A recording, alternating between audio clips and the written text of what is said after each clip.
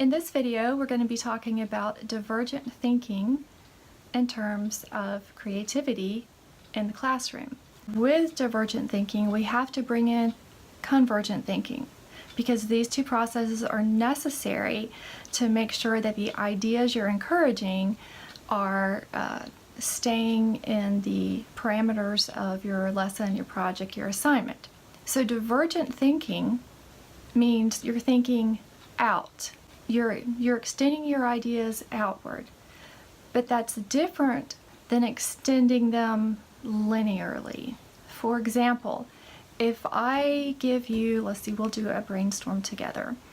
If I give you the word fruit and ask you to do just free associations, to think divergently, some people might go fruit and they might say apple, orange, fruit pie, jelly, fruit preserves, fruit loops. A creativity researcher would look at those answers and tell you that even though you have the quantity of answers, which is the fluency of answers, they're not divergent. Why? I'll give you just a second to think about it. Look at all those answers, or think about all those answers that we just talked about. They're all food related. So if I were to look at that with you and we were looking at your ideas and you were writing them down, I would say that it was linear or it was all thematic. You haven't really diverged your thinking. So if we try it again and we say fruit and you say fruity, and you might give that, be thinking of that as a like a personality aspect, you know, or an effect, you know, that person's so fruity.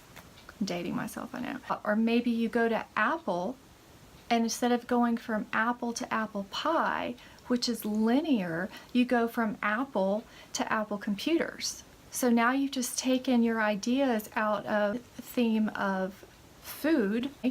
You've taken it to technology. Well, now you can go outward from technology. Or you might, you know, for me, if I go Apple, Apple computers, I'm going to think of my MacBook, so I'm still on the theme, but then I think of my dissertation, because my dissertation killed my laptop, killed the hard drive. I kid you not. Sydney, if you're out there somewhere, thank you for saving it. But, so now I've gone from fruit to technology to a personal experience. This is a divergence of ideas. Do you see the difference? We'll try it one more time with another word. Let's use the word book. Now, if you go book, maybe you have a favorite title. So we'll keep it educational. You say, you know, Charlotte's Web. Or you say book, and then you're another idea. If you're doing like a brainstorm, you might have book, library, or book, the smell of books, or book, a stack of books, or a book arts. All of these are still keeping in the same category of books as an actual book. You haven't gone out anywhere. Let's say you have like book, and then you might go book in the terms of, you might think of arrest. They've been booked. Well, now this is a process, and if you keep going on that line of thought, you can get into law and maybe even to social justice. You've gone out. Or you might think book, and you might think, let's go back if you were at Charlotte's Web. Well, you could go from there into the characters of Charlotte's Web, or the settings of Charlotte's Web, but you're still right there in the same theme. But if you have Charlotte's Web and you think about that, you let your mind go out a little bit and you're like farm. Well, from farm, where can you go? You don't have to stay in the story of Charlotte's Web. You might go farm, maybe you think organic food, and maybe that leads to health. So that way your ideas are pushed outward. And that's really important if you're looking at divergent thinking. It's not just the number of ideas, it is the number of different ideas that matters. Now, in terms of convergent thinking, that means you've got all of these ideas, hopefully written down. If you're looking, it's easier to process your ideas and analyze them if it's on paper. So you've got all your ideas down. Well, you're going to now have to make some assessments. You'll have to judge the validity of those ideas in terms of the objective. Why do you need the idea? What is it for?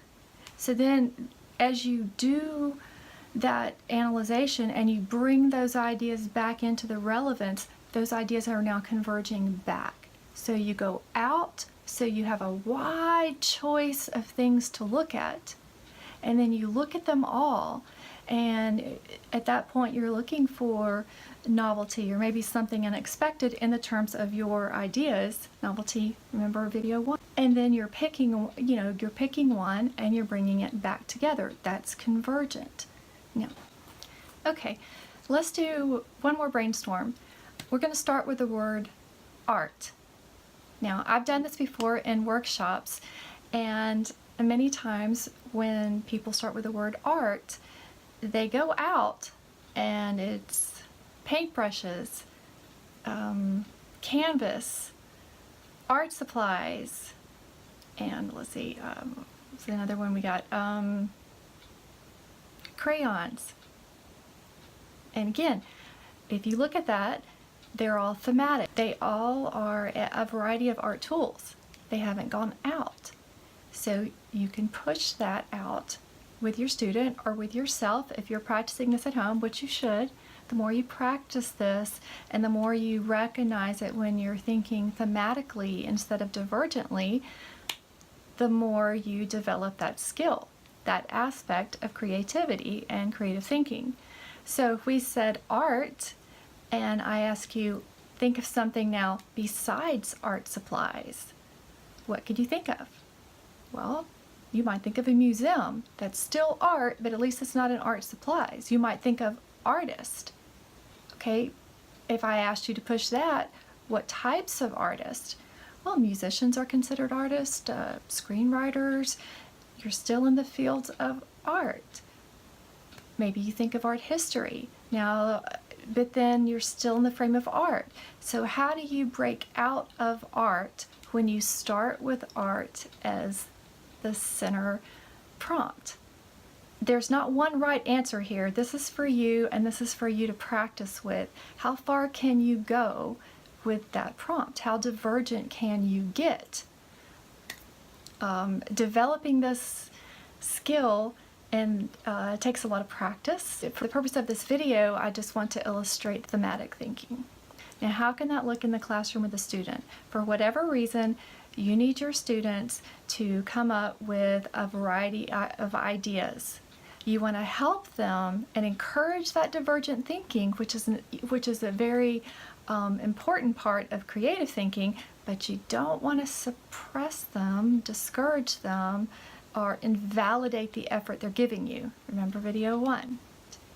So if you see that theme, whatever the purpose of your assignment is, and you're walking around, you're looking at them, you're giving them feedback, and you see it's thematic, instead of saying something vague like, well, that's a good start, but keep trying, or come on, I want y'all to really push your creativity.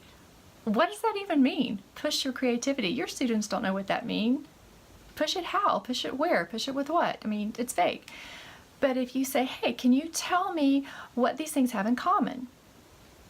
That's a good thing to practice. What do they have in common? And keep asking them questions. Don't give them the answer and go, oh, well, all of these things are blah. Or all of these things are related to this. You ask them questions. Well, what else are you interested in, or where else can you think of this, or can you think of this in a different way? And you just keep asking them questions in a way that validates their efforts but pushes them out. Again, when you're using brainstorming or word webs or idea generation, you want it to be effective, and the way for it to be effective is to push divergent thinking, not just a vast quantity of stuff on the page, because that's not going to be helpful, and it's not going to result in that student arriving at a truly original idea, original for them. So that is divergent thinking.